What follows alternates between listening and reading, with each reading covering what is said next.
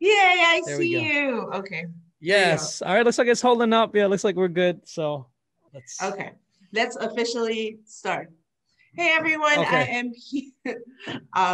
Hello, I am here with rapper, producer, MC, all around talented dude that I recently, well, sort of recently met a couple months ago.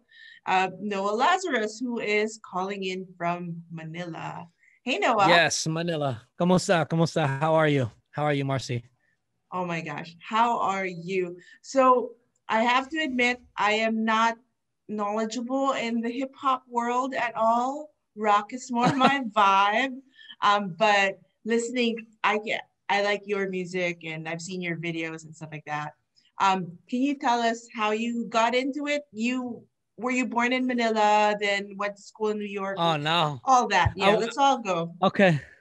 Uh, I was born and raised in Queens, New York. So I was like, grew up in I guess like I was around the 90s, right? So I was immersed in hip hop.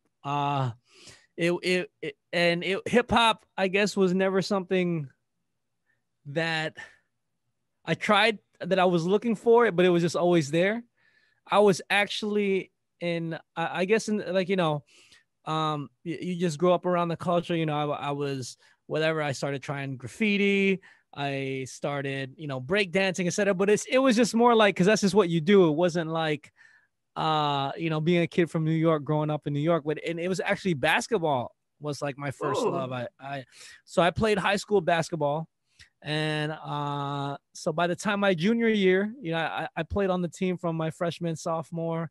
Then I think by my junior year, that's when I started getting dunked on and everything. And I started thinking like, hey, I'm pretty good, but these guys are like 6'9" now, 6'10", and they're the same age as me. And no matter, you know, there's just different levels to it. But in terms of hip hop and rap, let's just say with rap, I would break dance, I would dance battle in the clubs, I do graffiti, you decorate your notebook just because, you grew up in that city. I mean, in New York, it's just kind of like everywhere. And for my basketball team, this was probably my sophomore year. I started listening to a lot of hip hop because whenever we would play basketball, we have a boombox, playing music, and it was just really what happened. Well, I think where I started getting some confidence is when our team would travel. Uh, so of course, we're in Queens. So I went to Bayside High School, which is the north side of Queens, but I grew up in Jamaica, Queens, which is like the south side of Queens, because I wanted to get out of my neighborhood. Because the kids in my neighborhood weren't, up to that much good. But anyways, that's another story. But basically, you would travel on the bus with a bus pass, like an hour and a half, 2 hours to go to different parts of New York to play your games. And for us to kill time as a basketball team, we just all sit in the back of the bus, and actually my boy, may he rest in peace, Dacian, we used to call him Horse. He would just like bang beats on the bus seats, right? And then everybody would just take turns rapping, and it just got to the point where they would actually tell me like, "Yo, you're pretty good," um and but for me it was just like fun, and it was just actually something, like I said, you grow up in New York, you're around it, so it's just kind of like embedded in you. And from there, I guess once my junior year started hitting, and I'm like, what do I want to do in my life? You're already thinking of these thoughts.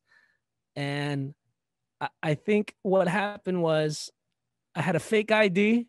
I got my friend invited me to a club, and there was this rap group on stage. This is the first time I ever went to like, big shout outs to like DJ Cutting Candy, DJ Rolly Roll. Those guys are like pioneers of like, let's say, Pinoy's doing things in hip hop. And my friend, or he was like a family friend, but kind of like my cousin. It's like, yo, let's go to this club. And it was like this club with a bunch of Filipinos, and my first time like being around like a lot of Filipinos. And I was like, oh shoot, there's a lot of us here. Cause I mainly grew up around let's say Latinos, whether it be Dominican, Cuban, Hondureño. So I actually grew up speaking Spanish. So I grew up more in that culture than in terms of Filipino culture. And this was the first time I was kind of exposed to it. And, you know, most of the players on the basketball team, I was the only Asian on the basketball team, I guess, you know, let alone Filipino. So, you know, I was always kind of like exposed to all these different cultures. And I guess that's also the beauty of New York. But this was the first time I was like at an event and there was like 400 or 500 Filipinos in there. And there was this rap group on stage and they were like super gangster. And, you know, they're like talking about robbing and shooting people or whatever. And the crowd wasn't really feeling it. So what happened was the rap group on stage, you know, they weren't Filipino. And during this time, you know, of course, in terms of being Asian, we didn't have like, you know, Manny Pacquiao or like, you know, we really had maybe at that time was like Bruce Lee. So these guys are like, yo, F you Filipinos, you Asians, you don't know what hip hop is, blah, blah, blah. So people start throwing bottles at the stage and it's like a fight's going to break out. Then my friend was like, my cousin, he knew that I rapped because I would just rap like on the bus, you know, and he had DJ equipment. Sometimes I just freestyle. And he's like, yo, I know the DJ. Yo, I'm gonna get you on stage. They probably need you right now, cause you know a fight's gonna break out. They need somebody to hype it up and change the mood. So you know, I was like, whatever. I was like, all right, you want me to go on stage and do my thing? And, you know, I just got on stage, and you know, and at that time too, you know, you're like, I had a crush on this girl that was there. You know, I just met her too. I was like, oh, she's cute. You know, introduce me. And it's like, yo, if you go out on stage, you know, she'll probably like you, you know, whatever. And, you know, I'm like 16 years old at this time. And I just got on that stage. And then I remember I just went for it. I was like, I'm going to go, you know, I just went for my freestyle, whatever. And I mean, and the crowd started just going crazy. And then after that, like, you know, everybody's pumping their fists. Everybody's like, yo, yeah, Filipinos, you know. And as soon as I got off that stage, I was like, oh, this is what I'm going to do the rest of my life. And it was kind of crazy just in that moment because I never thought of it like that. It was just, you know, I'm just having fun. But after that feeling, because it just felt so natural, like it didn't, you know, because when I guess if I could say in my athlete life, like I'd have to train so hard just to be able to keep up, like, you know, like especially. And when I did my thing, it just felt natural. Like it just felt like, all right, I can do this. And I'm not saying it's not no sweat, like, you know, but it's natural. And I just remember that feeling. Then after that, you know, I teamed up with my boys. We made like a little DJ crew. Then we would like DJ Sweet 16s and Cotillions. Then I started like, you know, songwriting. And then, you know, I started entering like a lot of underground contests, like in New York, and, you know, and I won a few too. So, and during those times, you know, I'd be like in the South Bronx, I'd be in Harlem, I'd be in all these places. And I'm like, you know, the only like Asian kid or the only Filipino. And I'm just, you know, doing my thing. And in a way, you know, we made a little name for ourselves there. And then we ended up from there, you know, we moved to LA because, you know, I guess by the time I started entering my 20s, you know, I started feeling like I hit a ceiling. And then this was like when the internet started happening and we would get a lot of fans from LA, like California, like, yo, there's mad Filipinos here. They love your music, whatever, you know, and I'm, you know, we're just, you know, these young kids, whatever. And then we just decided, like, you know, me and Flav, my partner in New York, we just decided, yo, let's move to LA. And then, you know, I remember I worked like 3 jobs. I saved money and yo, we just packed up our stuff and moved into Koreatown. And we moved into like this small studio apartment. And it was like, music is all we had. It was like exciting, but also scary because, you know, it's kind of like you're going against everything your family wants you to do. You're just saying, I'm going to go for it. And, you know, we just hopped in that truck and we drove across the United States of America and, you know, arrived in LA about a week later. And, you know, I had a little enough money saved to like last maybe like 4 to 6 months. And somehow we made it. I mean, it was like a miracle. I don't know how we made it. I just remember eating a lot of ramen, you know, going, not knowing what's, you know, you don't know what's going to happen next, but, you know, somehow, some way, you know, we made it. and we were able to sustain doing our thing in the West Coast.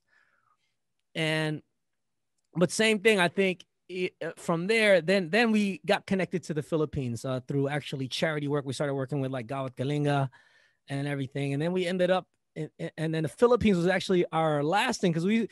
So in LA, I kind of learned how to run a business. So we ended up starting a CD manufacturing company. So we were doing like 50,000 CDs a month. Like we were crushing it. And that became like our like day job. We were doing the Power 106 DJs. We were doing, NBA players CDs, because this is time like the whole CD game was really good. We had CD towers, had a factory partner, and that kind of like became our day job, but we were free to do music all the time because it was just like we worked on our own schedule.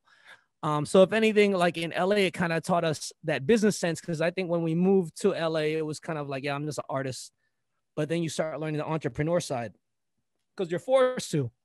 And then, then we started getting involved in the community. And then we ended up, through Gawat Kalinga and various other, charities, and being in LA kind of brought us more to our roots, because, I think for us, being in New York, this is, I'm just going to give my analysis. When we're in New York, we're like first generation Filipinos. So meaning like, your parents just immigrated.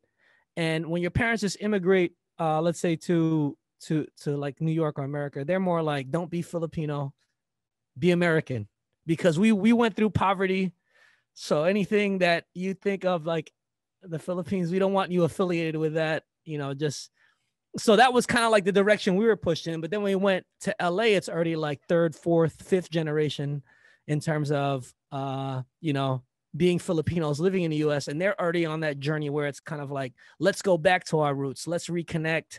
Let's find out who we are so we can represent that, to the world. And, being in LA and California in the West Coast, it kind of started bringing us more towards, I think, our roots and understanding why do we do this? Like what, cause I think for us, we were always kind of passionate, but we didn't have a purpose. Our purpose probably was really shallow at that time, where it's just like, yeah, we want to party. We want to, you just want to, live the rap life of what you see.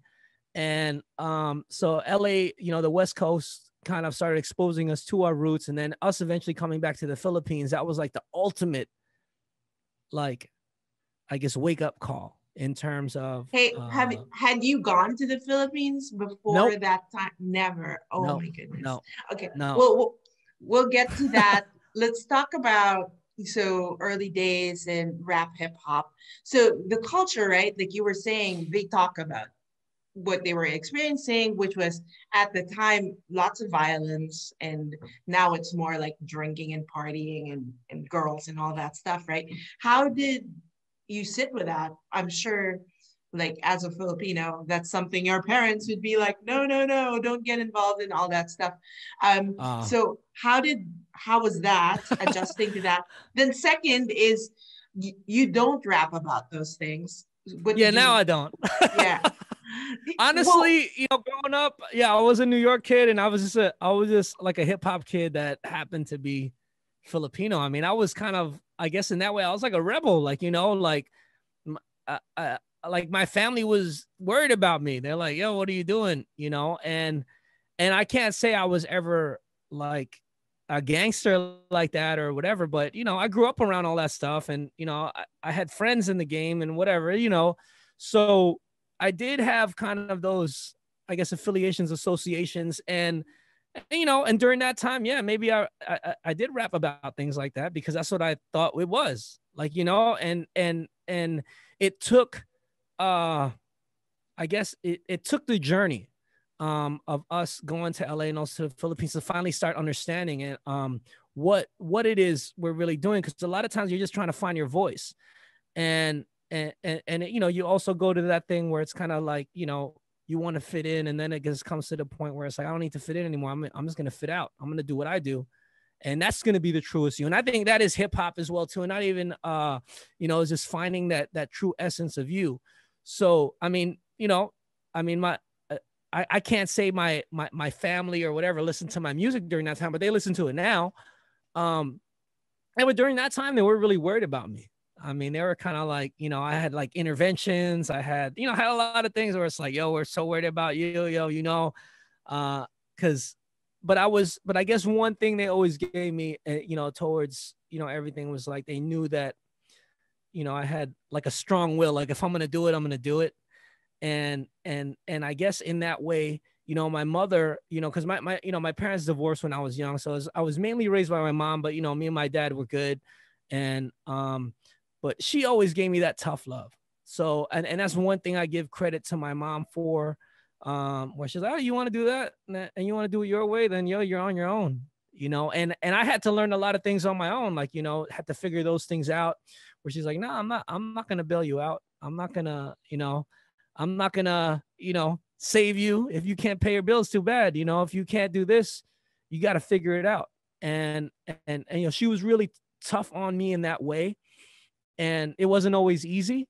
Because, in a way, yeah, I was really rebellious. I was like, yeah, just won't come home for like a month, I'll just do, like I might not have been the ideal like teenager, in terms of those things. But, she also kind of gave me that freedom to figure things out on my own. And, and it now, I mean, she sees it and she understands. And, we have those conversations. It's like, oh, look how far you've come, the things, you've accomplished, you're doing good, with the things that you do. And I guess in that way, she's proud of me now, but it's still unorthodox. I mean, we still do butt heads even now, where she's like, what are you doing? Or like, how do you do this? Like it's not necessarily understood all the time.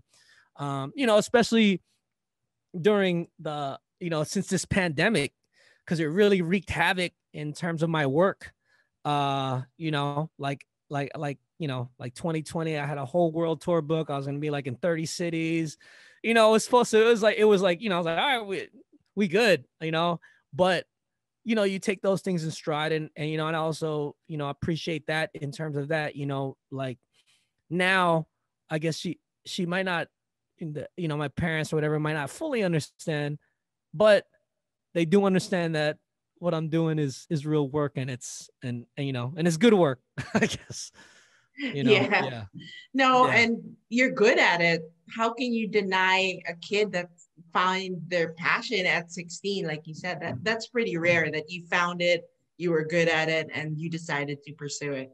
Um, Talking about shocking your mother, it must have been shocking for your parents to find out you both wanted to go to the Philippines and live there. Did Oh they yeah. think like, were they like, we got away from there to bring you Yeah. here to tell Yeah. us about Yeah. that? Yeah. They think, I mean, yeah, I mean, basically between it's baliktad. I mean, I was sort of like, you guys are backwards. We left there to get away from there, and you guys want to go back. Well, there's nothing there for you. Um, you know, um, you're crazy. What do you want to go back there for? And I mean, one person I really give credit to, for planting that seed, like I mentioned, Gawat Kalinga. I mean, I haven't spoken to him maybe in a few years. Is Tony Maloto, the founder of Gawat Kalinga, because that played a big role, working with Gawat Kalinga, on the West Coast. That really, because we met him, and I was never, I never met a person like that, how giving and generous and inspiring he was. And so basically what would happen is he would be doing his fundraiser speeches, in San Diego and in Los Angeles, and they and one of our, I guess our manager at that time, big shout outs to her, Joanne Fields. I mean, she works in in the mayor's office now in San Diego, but she connected us with him. And I had to freestyle for him. Then he had me freestyle. And then so what would happen is every time he would give a speech, I would kind of freestyle after, like kind of summarizing what he said in hip hop form.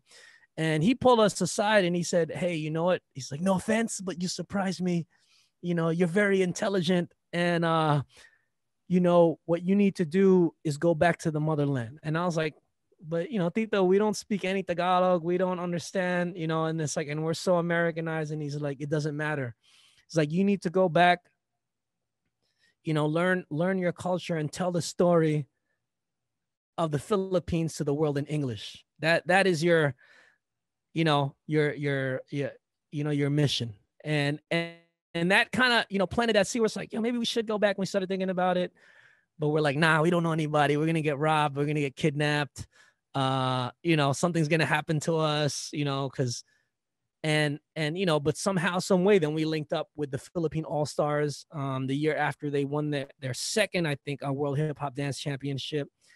And, you know, we met them through Gawad Kalinga as well. And we hit it off right away. And, you know, in a way, we were really blessed when we came to the Philippines, because through working with them, we already had a song that was charting on the radio, you know? And so it's like, as soon as we came out here, I mean, it was like, well, we were on tour, we were doing shows, we were exposed to the industry, and, you know, and it was because of them. So they kind of like, you know, opened that door for us, and allowed us, you know, into, you know, I guess, you know, you call it the tribal, you know, society of the Philippines. And we, you know, we were automatically like accepted in, you know, into, of course we did have, you know, there were challenges here as well too, being back in the Philippines as a Phil-Am, because now, you know, you're the Phil-Am, you know, they look at you as like, oh, you're trying to take over our world. And, you know, you're coming here, you're not really Filipino, because, you know, you speak English, you know, you're Filipino, but you're not Filipino enough. So, you know, those were also challenges, you know, we faced out here. But I think, you know, by us standing the test of time, we were able to, you know, surpass that as well too. But yeah. It's cool. Yeah. It's almost like you met the right people to get you where you are, right? Oh yeah, definitely, man. I mean, it's always been about people. I mean, everything that we've done, I mean, you know, we've never been able to do. I mean, we haven't, you know, people say like, oh, I'm self-made, or I did it. I mean, you know, we do it because it's all because of people, you know, people who believed in us or saw something in us that we didn't even see, you know. Wow. And yeah. Okay, so we talked a lot about the music and stuff, but what about Q York Edutainment? Why do you call it Edutainment, the company? Because well, it was just kind of a thing, because once, you know, we started, you know, learning more about everything, it's like, you know, we want to teach people, you know, but we don't want to teach people in a way where, you know, it's like edutainment. It's still entertaining, but, you know, we're still going to give you that, you know, those gems and the knowledge. And, you know, and Q York, of course, it stands for Queens of New York, but then for us, it's also quality yields our richest key. So we really look at putting quality into our product, which of course is music or anything else we do. And the whole edutainment thing, I mean, that also comes from like, you know, KRS-One, you know, who kind of, you know, I guess he started that term. I don't know. I don't know if he definitely, but I know within hip hop, he considers himself an edutainer as well too. And we just kind of want to, you know, carry on that torch or that legacy in terms of, you know, if you want to call it the golden era of hip hop. You know, we still try to bring that flavor. I mean, you know, thankfully, you know, I mean, we're kind of like OG now in the game, but you know, thankfully we still have some relevancy. So we still try to, you know, bring what we know, you know, to the youth. Yeah, you are the OG now. Yeah, aren't we all now? So okay, yeah.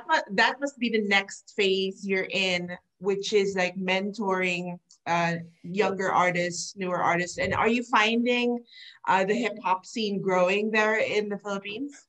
Oh yeah, I mean, it's definitely grown. I mean, the impact is huge. I mean, hip hop is mainstream now here. I mean, when we first you know, dropped, actually, you know, our record was at my Enid back in 2009. I mean, we were the only hip hop record that was charting at that time. And now, I mean, there's so much talent, so many artists, and, you know, and it's great. I mean, to see people, you know, carrying that, you know, I guess, and being able to now where like hip hop is seen as mainstream. I mean, when we first, you know, during our time, I guess if we just want to talk about the Philippines, we were like, you know, after Francis M, you know, there was kind of like a low period in terms of hip hop. And then, you know, after the Philippine All-Stars won their, actually they won a total of 3 World Hip Hop Dance Championships. And, you know, us having, you know, a big record, like it kind of, in a way, you know, I mean, it kind of reignited, I guess, that spark in hip hop, and especially us coming here as Philams. Like, you know, I mean, and we were really doing like English. We weren't trying to, you know, we were kind of incorporating it, of course, you know, inspired by what, you know, we used to call, I mean, we still call it that, like local feel with international appeal. We were just really you know, focused on bringing that. So I mean, but it's just amazing now. The volume of music, of course, technology is crazy now. I mean, you don't need much in order, you know, to create records. So it's just great to see, you know, the culture of hip hop and the music like thriving. That's awesome. Let's talk about your other passion. And it's also a great love of many Filipinos is basketball, you said. And Oh yes, yes. but you ended up, you are the MC of FIBA Street Basketball. So I Yeah, guess that yeah, yeah. somehow, how did that gig come about? That's pretty cool. You just last year you were just, where were you? Were you in Dubai or somewhere?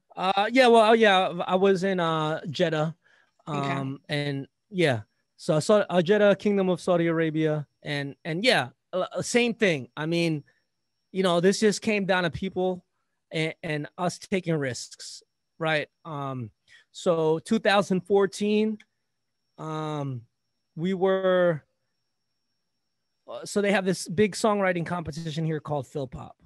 Um, so it's kind of like, you know, the top songwriters in the country all, you know, judge it, the legends of the game. I mean, you know, whether it's Gary V, you know, I mean, all just a huge, you know, whatever that's been doing their thing here in the Philippines and holding it down. So we were the first Philams to have a top 10 song in there, and first with an English hip hop song. Um, so we got into the competition. I mean, with an English hip hop song, which was kind of crazy because everything, you know, it's Tagalog ballads going on, and you know, we're like, you know, rapping whatever. And during that time, what I think, yeah, that time I was working as an English teacher here, so I was an English teacher, and you know, I wanted to win that competition so badly, but unfortunately, we didn't win, but it's okay. But one of the, you know, just you're just meeting people, being, you know, I think true to what you do and being authentic with it. We met one of the organizers. Her name was Patricia Heezon. So she's the wife of a PBA legend, Vince Heezon, and she said, because during that time, besides being an English teacher, one of the things I would do is I would MC the nightclubs. So I would MC like 3-4 nightclubs a week, and I was good at it, but I just didn't. I was getting tired of doing it because it was just, I didn't like the lifestyle. It's like, you know, you got to be in the club all the time, and you know, drinking, and then you can't wake up the next day. So you know, it just started feeling detrimental. Um, and so she knew that that that we MC'd and DJ'd at clubs, and we also used to play basketball. Like we during that time, you know, we would play ball with like, you know, ex PBA players. You know, we'd go to the gyms. You know, we'd run. You know, because we love the game. And, you know, we had friends, you know, that played in the PBA or whatever. And she just said, hey, they got this basketball tournament coming to town. Would you be down to MC it? And, you know, Flav, you can DJ it. So we got one day, and, you know, and it's just one of those moments where it feels like you're made for the moment. Like, you know, like it's kind of like basketball. So they don't give me a script. They just say, yo, all right, do your thing. Here's the mic. You know, just do play by play. And here's some sponsors you got to announce. And during any dead time, do blah, blah, blah. You know, whatever. I'm like, all right. And, you know, so just do it. I never did play by play before, but of course I watched a lot of basketball, and it was just like freestyling. So I just started, you know, but let's say by after the first, you know, 30 minutes, hour, I'm like, oh, I got this, you know. And then, like, you know, there's dead time. There was a delay of game or something. So they're like, we got like 10 minutes to kill. Can you do something? Boom. So I just say, oh, let's perform. I knew all the dancers, you know, they're all Filipino. Also, I was like, yo, guys, all right, we're going to do. So we just start performing, you know, throwing stuff out, getting the crowd hyped. And, you know, it was fun. It wasn't, I didn't really look at it like, I was like, oh, this is fun. I get to be around a game of basketball. I get to, you know, it's almost like I'm rapping about it because I'm just like freestyling and, you know, no script, whatever. And you know, then at the end of that day, you know, these two European guys, actually big shout outs to them, Ignacio Soriano and Max Glass. You know, they just came up to me and said, hey, you did a good job. Can we get your number? Maybe we'll contact you. And I was like, all right, you know, whatever. So next thing you know, they contact me. They said, how much will you know, the little negotiation. We want to bring you to Japan. And I felt like it was a test because I'm like, all right, they like me, but they want to bring me to Japan, you know, because I'm already thinking ahead. I'm like, because they want to see if I could do what I did in Manila in Japan. You know, I just started thinking that because they're going to look at me like I'm in Manila. So now it's like my hometown, right? So of course I'm going to get love. So can I get love in other places? So I'm in Japan, do my thing. And then the crazy thing is like, you know, I just want to, my frame of was, you know, when I talk about the fit in and fit out. So during that time, 2014, you know, this is when I really started going heavy into songwriting. So I was really trying to fit in terms of the Filipino scene, but I was getting tired of it because I started feeling like, you know, when I'm songwriting, I'm writing songs that I think people want to hear instead of writing what I want to do. And I was doing that because it's like I had to make money. I had to make a living off of music. So it was kind of like, you know, I feel like for me, like in terms of course, we did have some mainstream songs that went out, but just overall, in terms of my own creativity, it started feeling like a job where it started feeling like, oh, I got to write this kind of song because this is what they like. This is, you know, and it started removing myself from the equation. And so when I went to Japan, this is bringing it back to that, and then I emceed there and I did my thing. It kind of brought me back to, you know, that kid from Queens able to like relate to all different cultures. And, you know, and I'm in Japan, they don't speak any English, but, you know, I had them hype. And then even the Japanese hosts, they were like, oh, you're so good. You know, they're not going crazy, but if they're clapping and standing for you, that means they like you. So boom. Then after Japan, you know, they talked to me again. They said, hey, Noah, you know, we like you. You're on the whole tour next year. So boom, the whole next year, 10 cities. And then as the game, they're like, we want you to grow with us. So as this game grows, and, you know, now it's an Olympic discipline. So it was supposed to be in the Olympics last year, 2020, but hopefully the Olympics happen this year. And, you know, I'm going to put that good energy out there, but, you know, I'm going to be emceeing that, right? So I already had the paperwork signed, everything, and it was ready to go. But, you know, so that to me was like a big thing, like in terms of, you know, having those passions come together, whether it's like, you know, music and basketball. And it was, you know, like I said, it was just one of those moments where you feel like, yo, I was made for this moment. Like, you know, everything that I've been training with, rapping, performing, emceeing clubs, playing basketball. Cause, you know, I was also a frustrated athlete because it's kind of like, yeah, I gave so much of my life to basketball and I never got anything back from it. Like, you know, it was never, you know, maybe I got a few trophies, whatever, but you don't have anything that's like, you know, I made something out of this. And then when that whole thing took off in terms of, you know, emceeing these games, you know, and honestly, like, I never took it really serious until the past 3 years, you know, because before I was like, oh, I just show up, do my thing. And, you know, but then it's been like really maybe the last 3 years where I've been like, I'm going to really master this, you know, where before it's just like, oh, I'm just going to have fun. I show up, do my thing.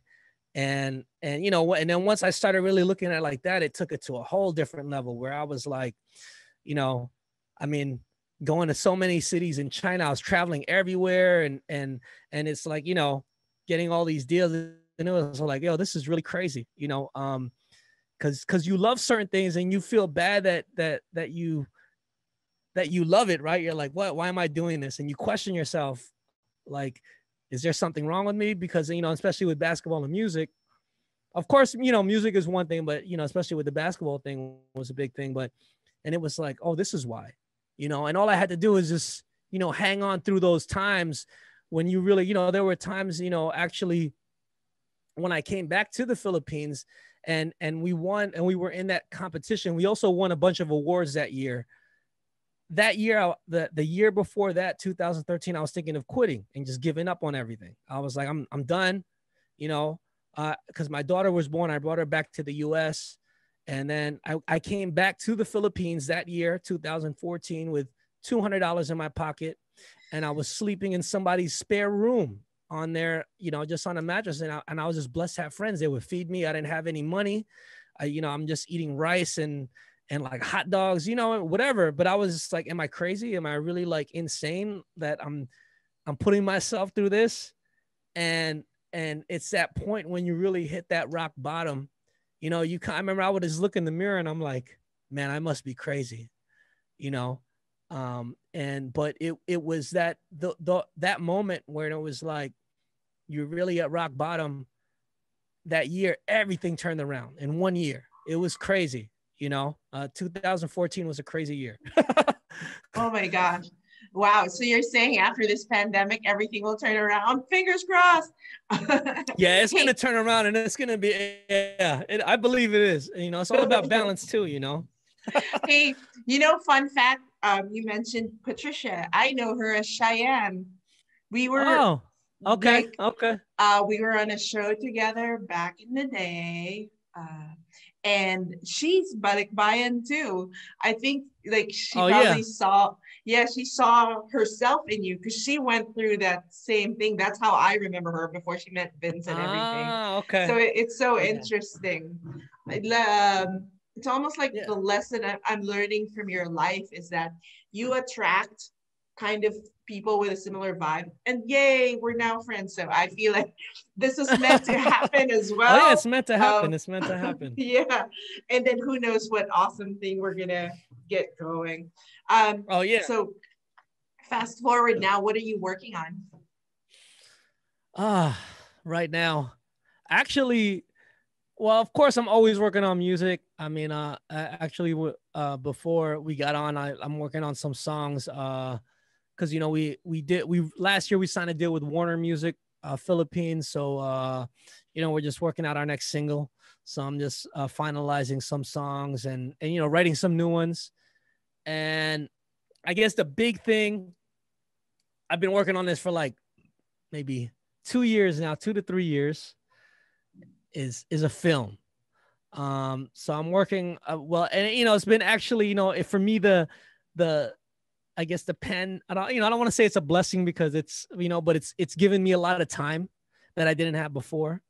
So, you know, I've been taking screenwriting courses, online screenwriting courses. So I'm just trying to step up my, my game. Cause I do have, well, basically it's a film based on my life story. Like, you know, a lot of stuff that I'm talking about in this kind of like, you know, an immigrant story and, you know, hip hop, basketball, all those things. And, you know, I have a script, you know, I've shown it to people like it, but they're like, you know, it got to be more organized. It got to be, you know, so a lot of things. So I've been learning like, you know, story structure and everything. So I guess for me, that's the really big thing that I'm looking forward to. Other than that, it's just really, you know, creating music. I've been reflecting a lot, you know, reading a lot of books, you know, just trying to keep my mind sharp. And, you know, while I've been here in Manila, it's kind of, you know, just reconnecting. And, you know, and then on top of that, you know, we have a weekly show now on Kumu, which is on the community stage. So, you know, we get pretty good traction, called the Barrio Show, where, you know, we highlight artists and we give them a platform and, you know, we interview them, you know, we joke around, tell a lot of jokes. But yeah, pretty much, you know, just trying to keep evolving and keep growing and, you know, keep practicing the craft and just staying ready, you know. Also, you know, I guess one of my goals, whether it be this year, you know, I want to start another business. I also have a media company here in Manila.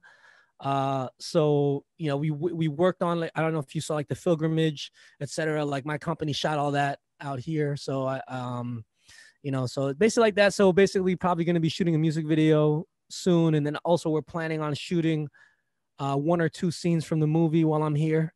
So, you know, just to create the trailer and the teaser, so we can present, because, you know, I feel like there's this big movement right now. You know, the world is opening up in terms to like Asian American stories. Yep. And you know, and I really feel like, you know, we need to tell our own stories. So it's kind of like, you know, I mean, I you know, whether it be what was was that Parasite? Was that was one Parasite, that the came out? You Korean know, one. yeah, the Korean one, and then they got this new one coming out, Boogie, which is like an Asian American basketball story by Eddie Yeah. Huang. They had what else is there? Crazy Rich Asian. So you know, these stories are you know, they're finding their homes. So for me, it's kind of like, I guess if I'm looking at the next evolution, it's really that, like I want to be able, you know, to tell the story of a, you know, of a kid from New York who grew up around hip hop and, you know, hip hop and basketball, and then in the end he ends up, you know, being the first ever to MC the 3x3 in the Olympics, you know. No, um yeah, it's yeah, cool. Definitely, it's kind of cool to be Asian American, even Filipino right now. yeah, Um, yeah, so, like I said, I wasn't really into hip hop, but I do admire what's going on with things like 88 Rising. yeah, yeah. It's like that must, as an OG guy, how did that feel like when you saw that developing? Like, oh my gosh, what was that like? I mean, of course, you know, part of you is like, damn, why didn't I have that? You know, when I was going, you know, but on the other note, it's just dope. It's just good to see people, you know, because when you see those things happening, it's kind of like, you know, you were, you know, it was worth it. Like, you know, like it's kind of like, and I'm saying like I'm done now, you know, or whatever, but it's inspiring. It's good to see, like, um, you know, I wasn't that crazy, you know, and you see like these artists finding success in what they do. You know, it's inspiring because, you know, let's say, I mean, when I was a teenager, I mean, you know, you automatically, you know, blackball or like the black sheep of your family or whatever, if this is what you're, you know, trying to pursue. And just seeing, I mean, even beyond, you know, music, you know, because I mean, you know, you see that, um, you know, I guess Asians have that self-awareness now, and we know that we can control, you know, our own destiny. We have our own narrative to tell. So, because at the end of the day, that's what I feel, you know, let's say if it's you know, the purpose of everything that artists do, it's like we're storytellers, and our stories are being told, and it's through that, you know, it builds understanding, and it builds bridges and connections to people. And the more, let's say, Asians, and more, you know, I mean, just generally speaking, you know, I mean, the more people who look like us, you know, that find success, it just knocks down the door. It just, you know, it's kind of like we're cutting a path, and you know, everybody chopping at this path, you know, it makes it easier, or it makes it maybe not easier, it makes it more accessible, right? It makes it more acceptable, it makes it more feasible, it makes it more realistic, you know, for the next generations. And then on top of that, you know,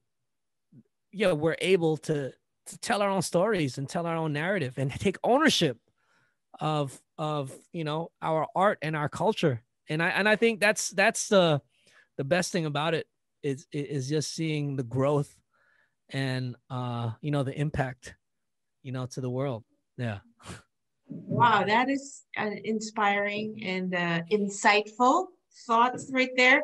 And now we go to my kind of lightning round, 10 Oh questions. yeah. Go Yeah, ahead these are again. these are best based on James Lipton inside the Actors Studio.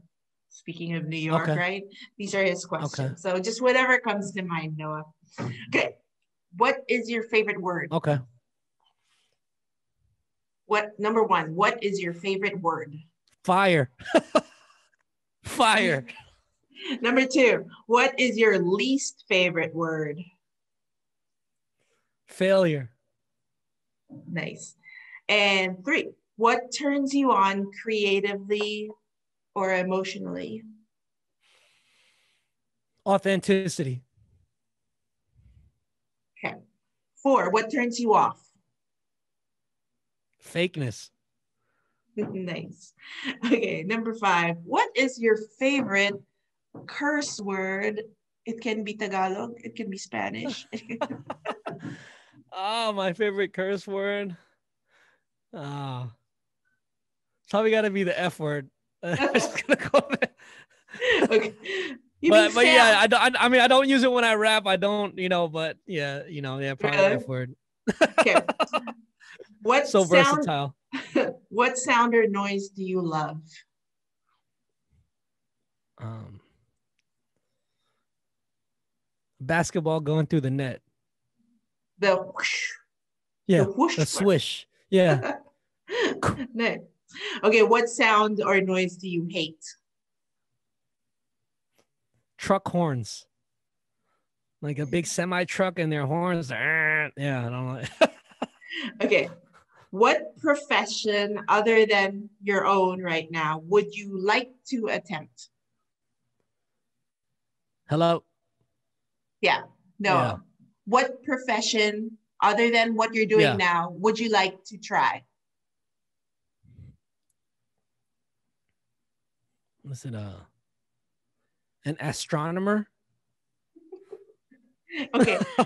What's the one job you would never want to do? uh Sewage cleaner.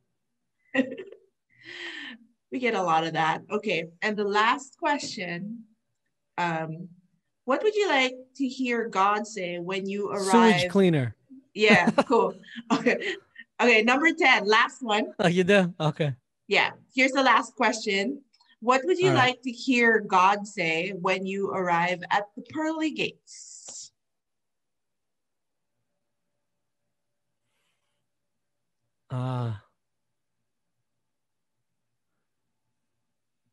I guess you fulfilled your potential.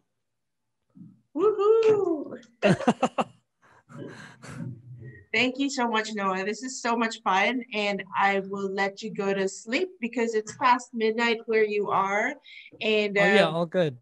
I can't wait to see what you're gonna come up with next. And I think you're a great example, even for me, the fact that like you just go for it, you know what you're good at, you know what you like.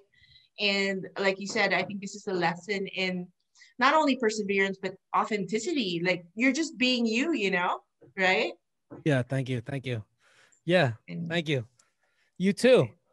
well, we're gonna work on something again. I promise for sure. We're gonna do something awesome. Oh And yeah, for sure, for sure, for sure. I should be back in LA in March. So I haven't booked my ticket yet, but I'm gonna be taking care of that soon. And then yeah, we can link up and maybe hopefully by then I could show you kind of what I'm working on too, like with the film, etc. And I should have that's gonna be exciting. All right. Well, thank you so much, yeah. Noah. All right, thank you so much, Marcy. I appreciate your time and I appreciate the opportunity. Thank you. All right, All right, thank guys. you. Thank you. Okay, bye Bye. bye. Bye bye.